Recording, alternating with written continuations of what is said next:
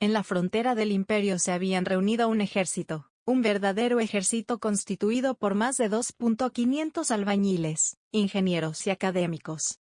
Expertos en distintas áreas de conocimiento se habían congregado frente a su emperador el día de hoy. Protegidos por más de 40.000 caballeros. Cada uno de los aquí presentes entendía la importancia que tenían de manera individual. El emperador no había dado mentiras al momento de iniciar su reclutamiento. Por la gloria y supervivencia del imperio, deberán abandonar esta nación y servir a nuevos emperadores. Ese había sido el comunicado que los presentes voluntariamente decidieron responder. Ellos constituían una ofrenda de conocimiento para los conquistadores del pueblo carne, no, los emperadores del pueblo carne. Es ridículo si lo piensas de esa forma, pensó Hirgniv al imaginarse un país de jamones. Pero rápidamente despejó su mente y observó a la fuerza aquí reunida. La mayoría de ellos eran jóvenes, a los que se les había prometido que sus familias serían bien cuidadas por el emperador. Otros tantos, después de enterarse de las hazañas de los conquistadores, decidieron aceptar el trato, pensando que quizás así podrían estar a salvo si algún día el imperio era invadido. Y unos cuantos, los más viejos quienes viajaban con sus familias, eran opositores al reinado del Nix, que no podían ver mejor oportunidad de escapar de su reinado, y vivir bajo la protección de mejores amos. 3. Pájaros de un tiro. Así fue como Rista describió este plan, elaborado por ella y el emperador Hirgniv. Los jóvenes son un golpe para el futuro, pero al no enviar personas demasiado experimentadas el imperio aún conservará valor académico, y sus artesanos no tendrán problemas en competir contra el nuevo imperio que nacería en la frontera. Los que tienen miedo de una invasión encontrarán la paz. Además de que este método eliminarán posibles traidores y espías dentro de academias y bibliotecas, pues las personas sin valor ya se habrían marchado. Y no hacía falta decir por qué era conveniente deshacerse de esta forma de aquellos que no aprobaban la forma de gobernar del Nix. Y aunque todo el grupo fuese descartable para Hirgniv, estos serían un regalo invaluable para los conquistadores que necesitaban fundar una nueva ciudad como su capital imperial, ya que aun si eran guerreros humildes como se rumoreaba, no era posible que hombres que se llamasen a sí mismos emperadores vivieran en un pueblo tan pequeño como Carne. La única cosa que ellos necesitan, así fue como Rista describió a este inusual regalo sin oro o jóvenes hermosa. Tan solo expertos en la albañilería, la forja y el diseño. Rista tenía razón, al Nix no se le hubiese ocurrido esta clase de ofrendas jamás, pero una vez los tuvo reunidos, este grupo parecía ser lo único que los conquistadores deseaban en verdad. El emperador caminó con ese pensamiento y subió por unas escalinatas construidas solo para que éste pudiera dar su discurso, uno que sonaba más a una despedida, pese a que él mismo acompañaría al grupo hasta el pueblo. Esto era porque el emperador no tenía intención de volver a interactuar con este grupo de 2.500 personas. Si alguien se arrepentía y quería expresarle al emperador su deseo de volver a casa, esta era su última oportunidad. Los 3 caballeros imperiales observaban a lo lejos el discurso del emperador, molestos, pues el propio Nix les había impedido permanecer cerca de él durante este momento, y quienes cuidaban ahora al emperador eran Paradaine y sus acólitos. Pero mantener alejados a estos guerreros mientras todos se mantenían entretenidos con el discurso, tenía una doble intención. Nembu quedó impactado al recibir en su cabeza un mensaje. Ven a la tienda de Hir. Trae a los demás. Fue lo que dijo la voz antes de cortar la magia. Nembo reconoció la voz, era la misma de aquella mujer que servía como amante y consejera al Nix. Dado que se encontraban lejos de la atención, los caballeros lograron colarse en la tienda del emperador, la cual estaba vigilada por los propios subordinados de los 3 caballeros. Dentro de la tienda los 3 se encontraron a la viva imagen de una dama noble, cubierta de joyas y plumas coloridas, con vestido de azul celeste que parecía casi tan costosa como las armaduras de los 4 caballeros. Y la idea no era tan equivocada, pues aquella ropa estaba imbuida en una multitud de hechizos defensivos. Esas ropas, y el scroll fabricado por Paradaine que esta mujer acababa de gastar en un mensaje tan simple, demostraban la gran estima y confianza que el emperador tenía en esta mujer. Rista-sama, pronunciaron a la vez los 3 caballeros imperiales, y se arrodillaron ante la que en otras circunstancias, ya sería la emperatriz de sangre. A Rista ya le molestaba el trato que se le daba como noble. Así que ver arrodillarse a 3 de las personas más poderosas del imperio hizo que la mujer quisiera enterrar la cabeza de nuevo en su habitación. Pero fue fuerte por el bien de la misión. Levante la cabeza antes de que su cabello me parezcan buenas alfombras para mis zapatos, dijo sin querer. Rista no podía controlar lo que decía. Pensaba más rápido de lo que hablaba, y eso además de causar en el pasado problemas con su habla, era una de las muchas razones por las que Hiregniv no la podía tomar como emperatriz. Pero para fortuna de Rista, los tres caballeros entendían la importancia de la mujer, y tan solo alzaron la cabeza sin ninguna protesta. Jir les pidió que permanecieran lejos de la ceremonia para que pudiera hablar con ustedes. Afortunadamente no pidió ninguna estupidez. Enek se mostró molesto por el tono, y la forma en la que Rista se refería a su sagrado emperador. Él es lo suficientemente listo para saber que no sirvo para aumentar la moral de otros. En todo caso, lo que me pidió es algo que sí sé hacer, y eso es desmotivarlos, y hacerles ver la realidad. Los caballeros, Enek, Nible y Leina se mostraron confundidos. Y al notarlo, Rista aclaró la situación de una manera más sencilla. En resumen, no soy quien para decirles que levanten la cabeza y enfrenten esto con orgullo. Soy la persona encargada de decirles que si deben correr para salvar sus vidas lo hagan. La declaración tomó por sorpresa a los tres caballeros imperiales. No tienen por qué mirarme como si fuera una traidora. Esto es algo que el emperador les diría también si no tuviera que mantener una imagen. Pero esta es la verdad. La única y verdadera verdad es subestimamos a los conquistadores, y ahora pagaremos o cosecharemos las consecuencias de ello. Nemble de inmediato recordó la carta de su emperador, misma que consiguió la reunión a la que ahora iban. De haberle dicho esas palabras a un soldado común, Rista ya se hubiera encontrado con el filo de la espada en su cuello. Pero los tres caballeros imperiales eran no solo poderosos guerreros, sino además nobles que sabían ver más allá de lo evidente. No pueden ganar contra ellos, así que si tienen que escapar por sus vidas háganlo. ¿Eso es lo que quieres decir? Preguntó Nemble.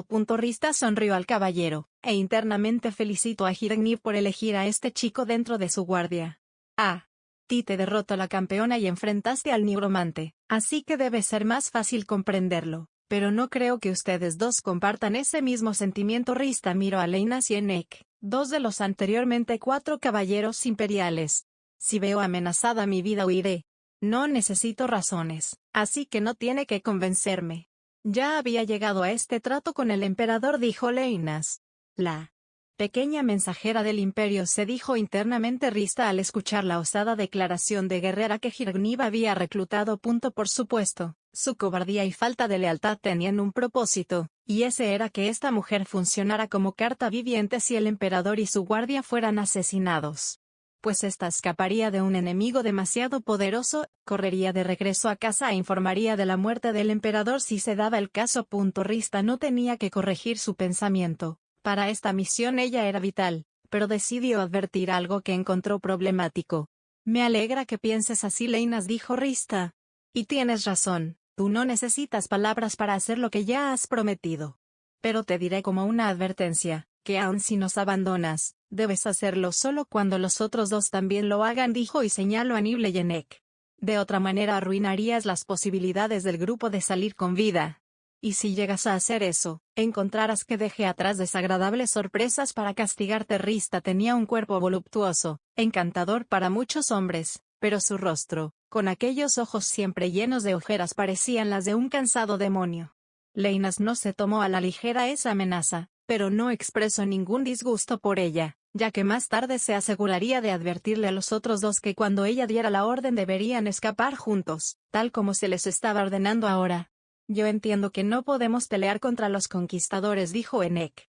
La derrota de Gazef Stronov y la destrucción de Rantel le confirman. Pero aún así, no veo por qué eso me deba obligar a avergonzarme al escapar. Señorita Rista. Rista-sama, corrigió la mujer al caballero. Rista-sama. Corrigió Enek con disgusto.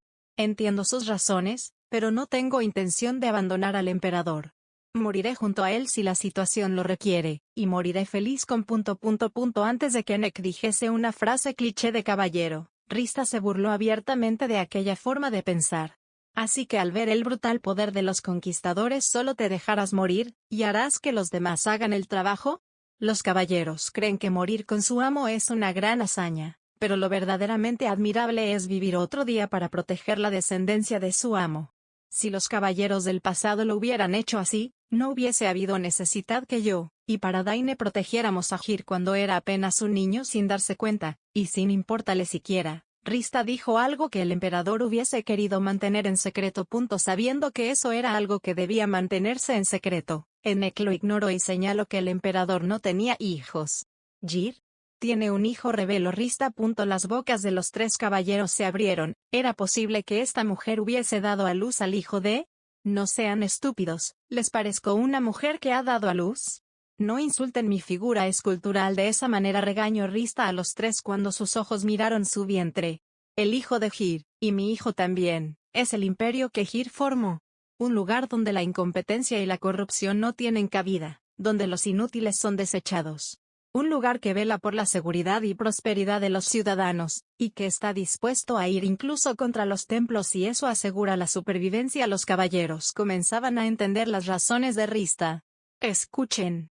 Bien, si Hir, Paradaine y yo morimos, habrán caído los líderes intelectuales y políticos del imperio, pero si acaso ustedes sobreviven, el ejército aún tendrá líderes no para luchar una guerra directa como represalia, sino una guerrilla que acose a un enemigo abrumadoramente poderoso. Solo así podrán proteger al imperio, o vengarlo si nosotros caemos. Rista siguió contando su estrategia.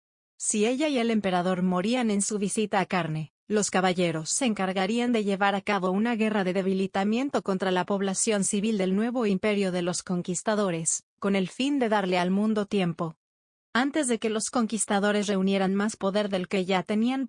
La única estrategia militar factible contra ellos fue dicha. Y si Momonga no existiera en este mundo, hubiese sido una que habría sido capaz de causar problemas en el reinado de cualquier jugador. Rista mostró ser más que una amante. Lamentablemente el enemigo era demasiado superior. Por ahora la verdadera esperanza estaba en conseguir volverse parte del nuevo imperio de esos tres. Un grito ensordecedor llenó la sala. Una furia incontrolable acompañada por un desconcierto y preocupación por el futuro. Emociones fueron comprimidas y expresadas en una aura escarlata que salía de la espalda de la muerte. ¿Qué quieres decir con que no puedes hacerlo? Gritó Momonga molesto, más que nada consigo mismo.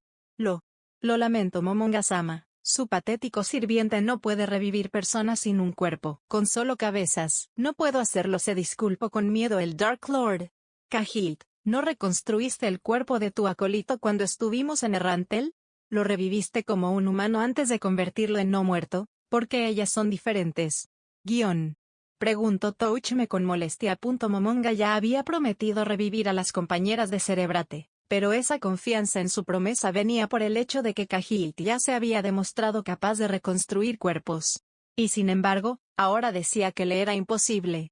Perdóneme, Touchme-sama, pero el cuerpo de mi acólito, aunque bastante maltratado, tenía aún suficiente carne como para regenerar el resto de su cuerpo. Mi magia funciona con la cantidad de tejido disponible, explicó Cahilt. Necesito al menos el 20% del cuerpo original para crear un cuerpo apropiado para la resurrección. Momonga aún intentaba calmarse mientras escuchaba la explicación, pero no lo conseguía. Había demostrado demasiada confianza en la celda de Cere. ¿Qué pasaría si no podía cumplir su palabra? Entonces Aura y Mera lo verían como un mentiroso. ¿El 20%? ¿Qué pasa si tienes menos de ese porcentaje de su carne? Preguntó Ulbert. Se corrompen, mi señor. Si llevo a cabo el hechizo sin esa cantidad del cuerpo original, los cuerpos se corrompen, y en ese caso me es imposible regresarlas a la vida como humanas, dijo Cahilt mientras se inclinaba. Ulbert se llevó las manos a la cabeza. Habían incinerado buena parte de los cadáveres de mi humanos, por lo que no era posible regresar al campo y buscar los restos de las aventureras en los estómagos de los demi-humanos. No creo que el aventurero quiera a sus compañeras como no muertas, dijo Touchme, recordando el repudio que los pobladores del Nuevo Mundo tenían por ellos. ¿No hay alguna manera? ¿No es posible que las revivas como humanas? ¿O algo que se les parezca? Tienes nuestros recursos a tu disposición, está en juego nuestra palabra, así que piénsalo bien. Cahilt, dijo Momonga. Cahilt lo pensó un momento. Busqué una manera de hacer eso durante mucho tiempo, también la teocracia. Lamentablemente no hay nada que pueda hacer eso. La resurrección requiere de un cuerpo en ciertas condiciones, de lo contrario solo obtendría como resultado a un no muerto. Con solo las cabezas de esas mujeres, lo único que podría hacer sería convertirlas en sirvientes oscuros como a mis acólitos. Con eso tendrán un corazón que late pese a ser no muertas, y tendrán todos los recuerdos de cuando estaban vivas, pero me temo que aún así no pasarían como humanas, además de que se volverían mis sirvientes. Debo decirles, mis amos, que es imposible para mí revivir a estas aventureras como humanas. Lo lamento, Ain-sama. Esta es una de las muchas razones por la que opté convertirme en un no muerto, y revivir a mi madre también como una. Si no se cumplen ciertas condiciones, la resurrección solo puede llevarse a cabo de manera corrupta. Aún siendo un Dark Lord, Kaji tenía debilidad por su madre. Eso quería decir que si la estaba mencionando dentro de su excusa, esta no debía ser una mentira. Entonces, ¿qué haremos, Momonga? ¿Le preguntamos si las quiere como no muertas? Preguntó el demonio. No, no las querrá así, tú lo viste. Quiere a sus compañeras de regreso para poder vivir junto a ellas, tal cual como lo hacía antes. El convertirlas en no muertas alteraría sus cuerpos, y les impediría sentir emociones de manera normal. Aun si al principio se siente bien con eso, a la larga Sere podría traicionarnos cuando no tolere el cambio de sus compañeras. Además, si tenemos que revelarle que soy un no muerto, podría creer que todo esto fue un plan para ponerlas a ellas bajo mi dominio, explicó Momonga.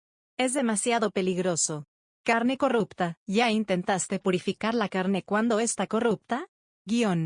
Preguntó Touchme al nigromante. Así lo hicimos, Touchme-sama. Lamentablemente eso solo produce que el cuerpo desaparezca por completo. En pocas palabras, el hechizo de Kaji no servía para nada en esta situación. La mente del demonio se movió entre sus recuerdos. Al ver que la magia de este mundo no podía llevar a cabo esta resurrección, Ulbert regresó a los días de Yggdrasil y encontró una pista.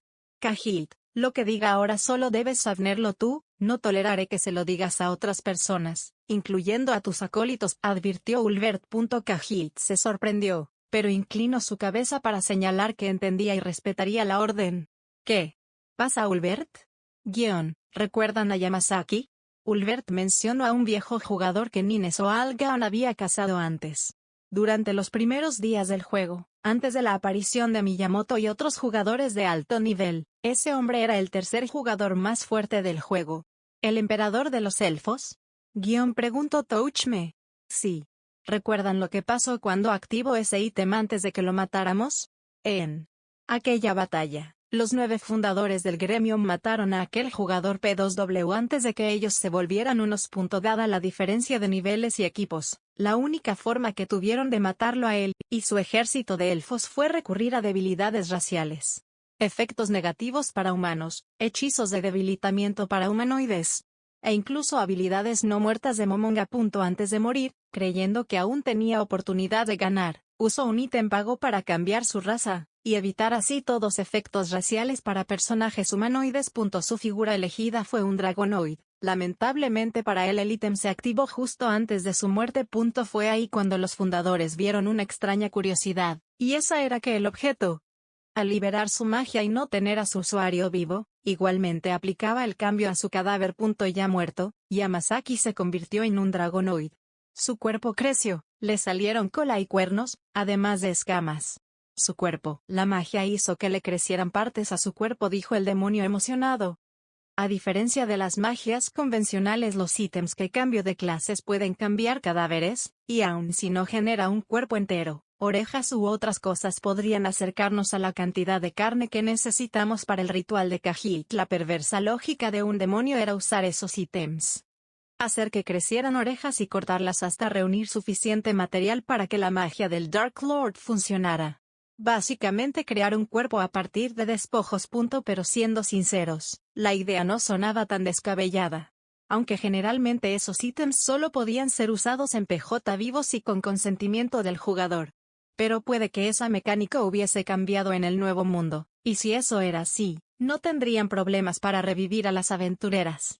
Podemos intentarlo con uno de los cadáveres de la escritura de la luz solar para asegurarnos, dijo Touchme. ¿Luz solar? Se preguntó Kaji al escuchar ese nombre grupo. Afortunadamente por la emoción los seres supremos le ignoraron. Podemos convertirlas en kitsunes, o en alguna otra criatura humanoide para que el aventurero no vea problemas a largo plazo. Sus compañeras seguirían conservando cualidades humanas, dijo Touchme, pues según el lore aquellas entidades, más cercanas a dioses y espíritus, no tenían los impulsos que sí deberían poseer los heteromorfos. Momonga no podía negar que la idea era buena. Pero esos ítems que los que hablaban eran de pago, y por supuesto, demasiado valiosos, ¿valía la pena usarlos en este momento solo para el grupo de héroes? Lamentablemente esto ya no solo se trataba de revivir a las aventureras sino también de experimentar. Ulbert y Touchme ya se veían demasiado emocionados. Los compañeros del Overlord se encaminaron para retirar esos ítems que la tesorería. El experimento de resurrección sería llevado a cabo en este instante. Lo único que no le agradó a Momonga fue lo que dijo el caballero de armadura blanca. Si no funciona, podríamos usar el deseo de la estrella fugaz. El Overlord deseaba que los ítems que cambio de raza funcionaran, pues no tenía la más mínima intención de usar ese invaluable ítem para nadie que no fuera parte de Nazarick. Lo maté, la única verdad que encuentro antes de morir. No tengo razones para vengarme. En esas condiciones no puede ganar contra Bafarot. Morirá. De hecho puede que ya lo haya hecho, con lo cansado que estaba. Pero al menos así, no tendrá que descubrir que nosotras también lo hemos hecho. Mate la realidad a la que me enfrento en mis últimos momentos. Maté a mis compañeras y a ese desgraciado, que no me dejó descubrir esto antes. ¿Quién lo hubiera imaginado? Llega un punto en el que estás tan herido que ni siquiera puedes sentir dolor. Los dioses deben ser unos verdaderos hijos de perra al haber creado nuestros cuerpos de esta manera. Aunque supongo que debo agradecerlo, al final de todo, si no fuera por esto, los dientes de este maldito monstruo destrozando mis huesos dolería como la mierda. Aunque, creo que podría sentirme mejor conmigo misma si pudiera sentir ese dolor. Quizás eso al menos me distraería de notar cómo ellas también son devoradas. Al menos debo agradecer que ya estén muertas. Pero no deja de ser horrible, aunque supongo que es un castigo apropiado, considerando que yo fui la estúpida que causó todo esto.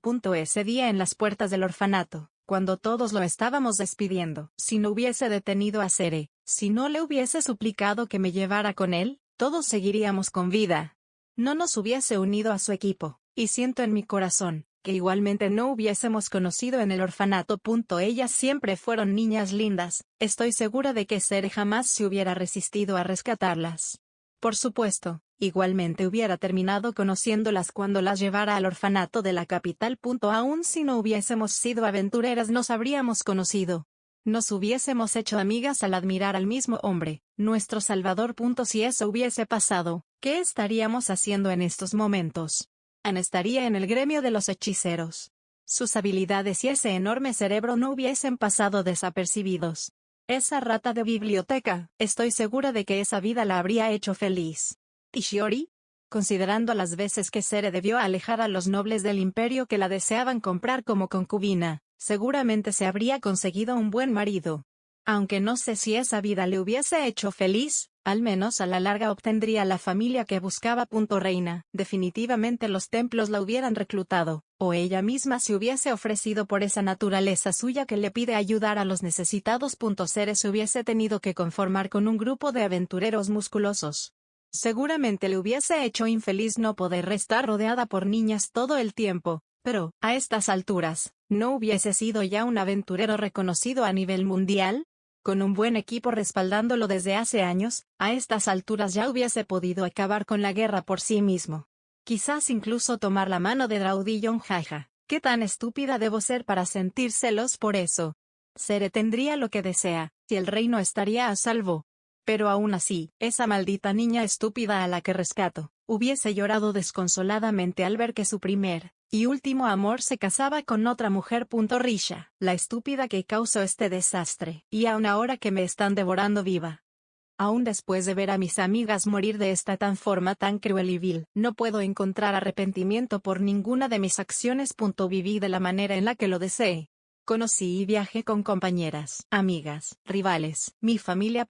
Pasé cada día de los últimos años con las personas que más amaba. Y no me puedo sentir culpable por haberlo hecho.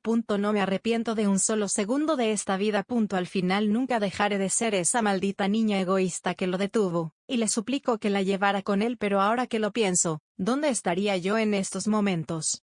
de no haberme vuelto una aventura. Quizás hubiese fundado una panadería. Los últimos pensamientos de Risha. Aventura adamantina de Crystal Tears. Antes de morir, una luz se colaba por la abertura de los ojos, una demasiado intensa que hizo a aquella mujer cubrir sus ojos con la mano. Funcionó. Gritó una voz desconocida, llena de júbilo al ver cómo el cuerpo antes sin vida se movía. Después, se escuchó como alguien suspiraba, como si se sintiera aliviado. ¿Desea que continúe con las demás, Momonga-sama? Dijo una voz dulce. ¿Momonga-sama? El nombre y las voces desconocidas hicieron que la mujer recién resucitada hiciera un esfuerzo por abrir los ojos. Pero cuando lo logró, y estos se adaptaron a la luz, ella se encontró con No, espera, primero tenemos que A. Antes de que Momonga pudiese terminar su orden, Risha gritó horrorizada al encontrarse con el rostro esquelético de la muerte encarnada, acompañada por un demonio con forma de cabra y un guerrero de armadura blanca. Confundida, Risha intentó alejarse lo más que pudo de aquellos. Se levantó torpemente sobre la plancha negra sobre la que estaba, y saltó hacia atrás. Se escuchó el sonido de un fuerte golpe. La fuerza desmedida en las piernas de Risha le arrojó contra una pared del cuarto, y como consecuencia se había golpeado en la cabeza. Pero algo estaba mal, sentía algo suave y felpudo al tocarse. ¿Qué demonios?, se preguntó confundida al sentir el fuerte golpe que había sufrido. ¿Por qué hay una pared tan cerca?, maldijo e intentó abrir sus ojos para buscar una salida. Fue entonces cuando se dio cuenta de lo mucho que había avanzado con ese torpe salto. La pared no estaba cerca, ella había saltado demasiado lejos. Tranquilízate.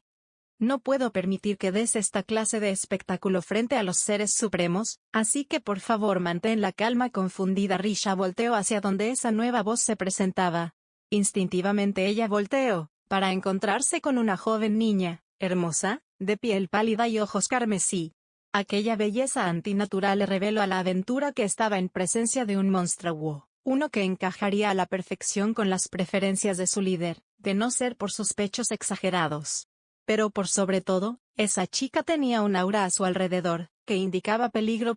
La aventura miró en todas direcciones intentando encontrar una salida, pero solo pudo ver una situación aún más desesperada. En la habitación, la única puerta estaba detrás de la muerte y el demonio, y además de esta chica y los tres primeros, también había un humano de apariencia espeluznante, y una demonio con cabeza de perro cerca de la salida. No, también había algo más. En el centro de esta habitación con pisos y paredes de mármol, había 4 placas metálicas de color negro, de las cuales 3 tenían sobre ellas cadáveres de demi-humanos. No eran demi-humanas. Lucían diferentes. No tenían hocicos alargados, ni pelo cubriendo sus rostros. Los únicos rasgos animales en ellas, eran tiernas orejas saliendo de la parte superior de sus cabezas. Risha no tardó demasiado en reconocer los rostros de los cadáveres. Y con un sentimiento, entre confusión y miedo, dirigió sus manos hacia donde deberían estar sus orejas, para encontrarse con nada, rodeada por monstruos, que ahora que lo veía, parecían preocupados por ella. Risha dirigió sus manos hacia aquella suave que había sentido antes. Se encontró con algo suave y atargado. Al tocarlo, ella misma podía sentir el tacto en esas cosas. Miró su cuerpo. Algunas partes de ella eran mucho más grandes de lo que habían sido antes, y después de sentir el estrés y la preocupación golpeándola, una esponjosa cola tocó sus piernas. Desesperada, miró a las personas frente a ella, miró los cadáveres de sus compañeras. ¿Qué nos hicieron?, preguntó la mujer, que durante una vida había luchado contra los no humanos. Reina Shiori. Todas reaccionaron de la misma manera al ver en lo que se habían convertido. Con miedo y rabia, con dolor y tristeza, vieron la cola y las orejas. Quienes fueran aquellas criaturas, nos habían convertido en una existencia que atentaba contra la naturaleza del humano, y el propósito mismo de los aventureros. Nos masticaron y arrojaron al mundo como monstruos. Reina Shiori y yo, conejo, gato, lobo y zorro respectivamente. Nos convertimos en algo que torpemente intentaba imitar al humano. Nuestros cuerpos, sin pelaje o garras, pero con orejas, cola y colmillos, revelaban una naturaleza semi-humana. Para quienes lucharon a muerte, para quienes sufrimos y fuimos víctimas de estas criaturas, ser convertidas en una, no fue solo insulto sino una humillación. Aquellos seres escupieron contra nuestra razón de pelear, Escupieron sobre el espíritu humano que nos llevó junto a Cere a defender nuestra nación. Y lo peor fue aquella demonio perro, que creyendo tener la respuesta para tranquilizarnos puso un espejo enfrente nuestro. Nos mostró nuestros rostros, aún humanos, y tiernamente nos dijo que no era tan malo, pero ahí estaban sobre nuestras cabezas, esas malditas orejas que no deberían coronar jamás a un humano. Sucias orejas solo apropiadas para un animal. Con solo verlas y recordar todo el dolor que habían causado criaturas con una apariencia similar, me invadió una sensación profunda de asco. Intenté arrancarlas de mi cabeza con todas mis fuerzas. Intenté deshacerme de esas asquerosas horas, pero antes conseguirlo, cuando la piel comenzaba a romperse, la chica detrás nuestro lanzó una maldición sobre nuestros cuerpos, y ya no pudimos movernos. Al ver nuestra reacción ante los nuevos cuerpos en los que nos habían encerrado, aquella muerte habló con el demonio y el caballero. Entre susurros discutieron nuestro destino, y una vez tomaron una decisión, ordenaron a la chica llevarnos con una mujer de nombre extraño.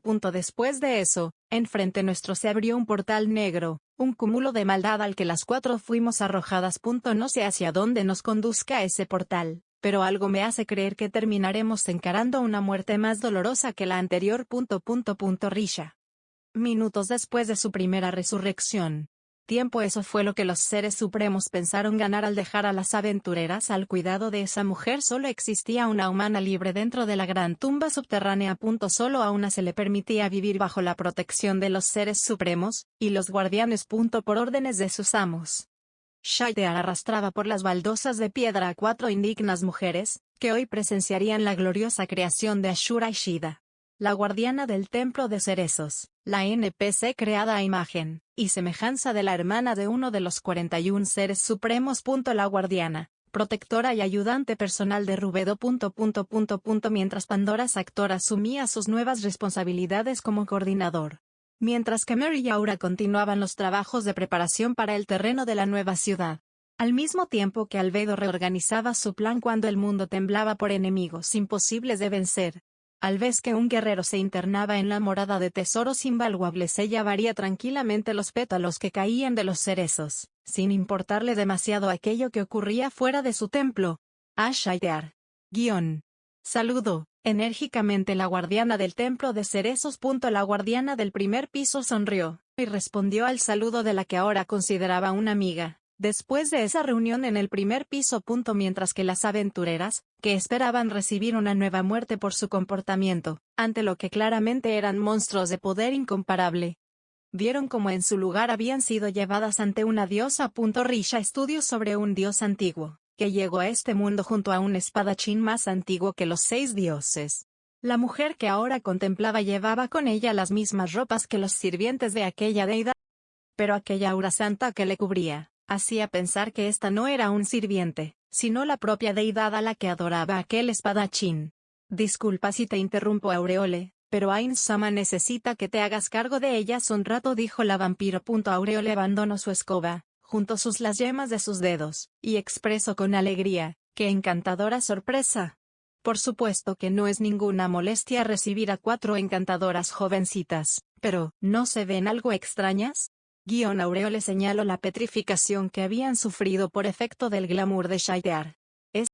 Intentaron arrancarse las orejas, así que tuve que ponerlas en ese estado. Deberían estar así durante un rato, así que no te deberían causar problemas, explicó Shaitear. En ese momento, ni la vampiro o las aventureras podían ver los ojos de Aureole debido a la venda negro que los cubría, pero por el movimiento de sus cejas, y esa extraña sensación en sus cuerpos, la guardiana y la prisionera pudieron sentir la melancolía emanando de la mirada de Aureole. ¡Qué triste!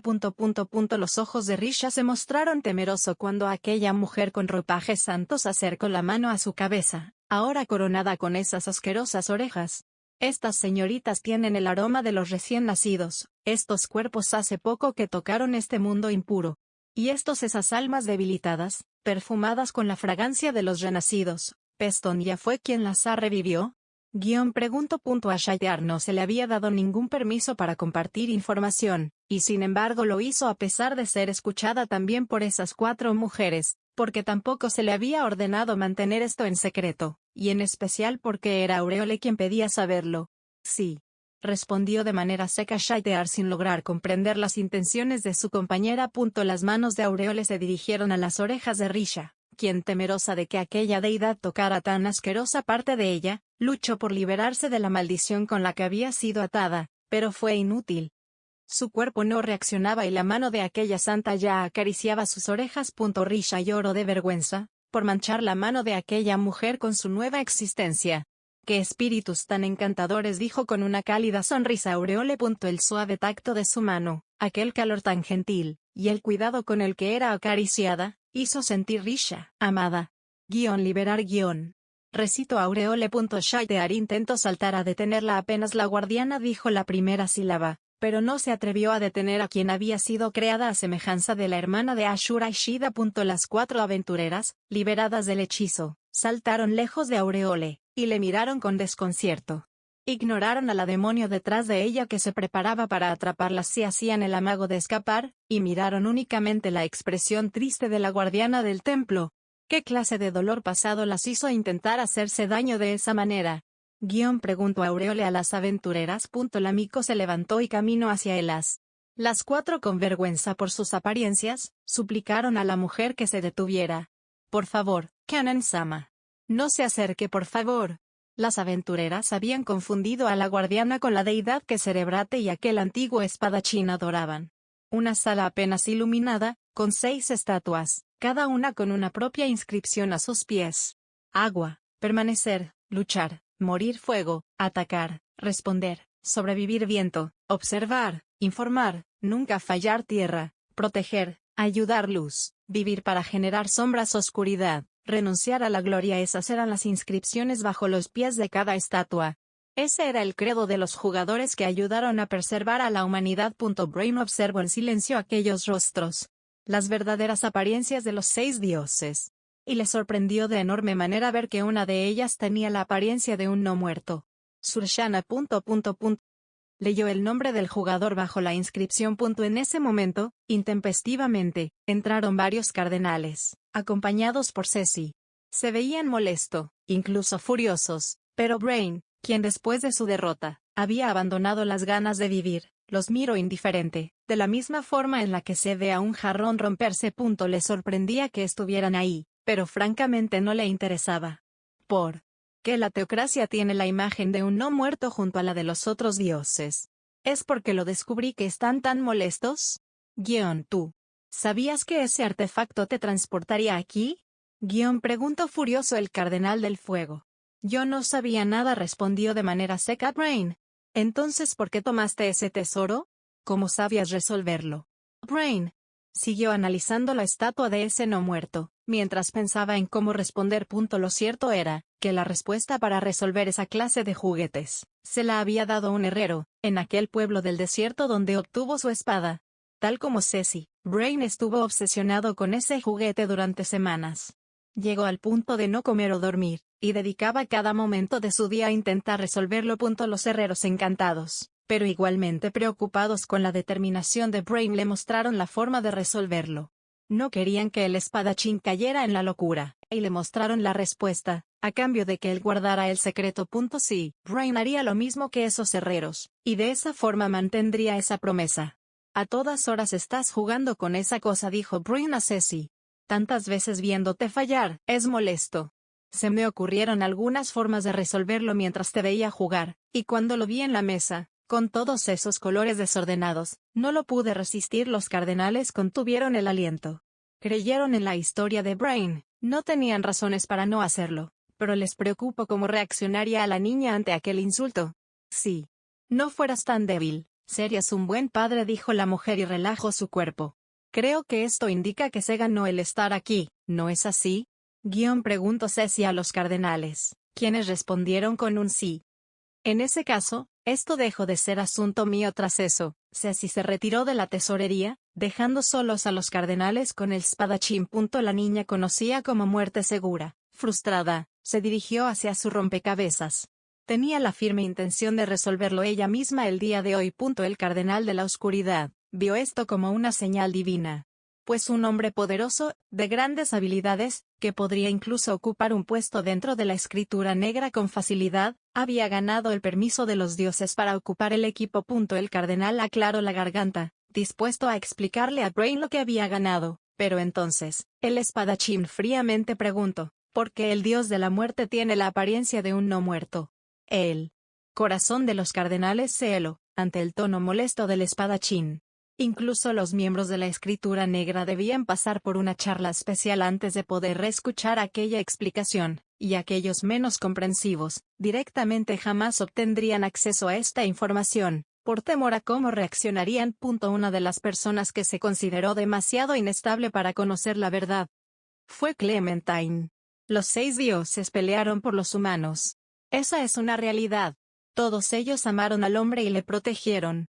Dictaminaron que nuestra raza debía ser la que dominara este planeta, dijo el cardenal.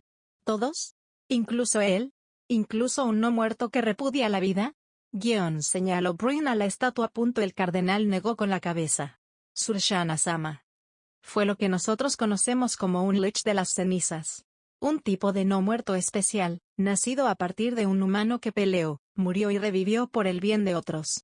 Por eso es que él fue siempre la excepción a la regla. El cardenal narró la historia que los otros 5 dioses contaban a todos para que no temieran a su compañero, pero lo cierto era que Surshana era un lich ancestral, un hechicero atacante, pero que a diferencia de la mayoría de no muertos en este o el otro mundo, tenía un karma de 500 positivo. Una semielfo custodiando la entrada de la tesorería, y un no muerto, el único dios que vivió lo suficiente para enfrentar a los 8 reyes de la codicia. Ja, ja, ja, ja, ja, ja, ja, ja, ja, ja, ja. La armadura de la mujer tenía cuernos, y el ninja se movía de una manera antinatural. Llevaba tiempo pensándolo, cómo ese pequeño cuerpo podía cargar con un arma y una armadura tan pesada. Como una pequeña niña logró vencer a Stronov. Pero ahora, que lo veo en ustedes, ahora que veo la verdad del más poderoso de los 6 dioses, lo entiendo. Los humanos no podemos hacer nada contra esta clase de criaturas. No eran humanos. Esa fue la conclusión a la que Brain llegó, y sin prestarle atención los cardenales dio media vuelta y camino de vuelta a su habitación. Incluso la teocracia, que exaltaba la superioridad humana, recurría a una semielfo para cuidar los tesoros de su nación. Y en otros tiempos dependieron de un no muerto, cuando aquellos demonios asolaron el mundo. Al ver el pequeño escudero demonio que los otros de la escritura negra habían capturado junto con él, comenzó a sospechar de la naturaleza no humana de esa mujer. Y si un demonio era aliado de los conquistadores, ¿por qué no también podía serlo la chica que lo venció? Si las cosas eran de esa manera, Brain podía aceptarlo todo, y morir en un callejón mientras se ahogaba en alcohol. Porque la verdad era que los humanos eran débiles. Y eso incluso lo sabían los grandes líderes de esta nación. Nunca podría rescatar a Gazef ni vengarse por lo que le habían hecho. Como la rama seca de un árbol, el espíritu de Brain se rompió,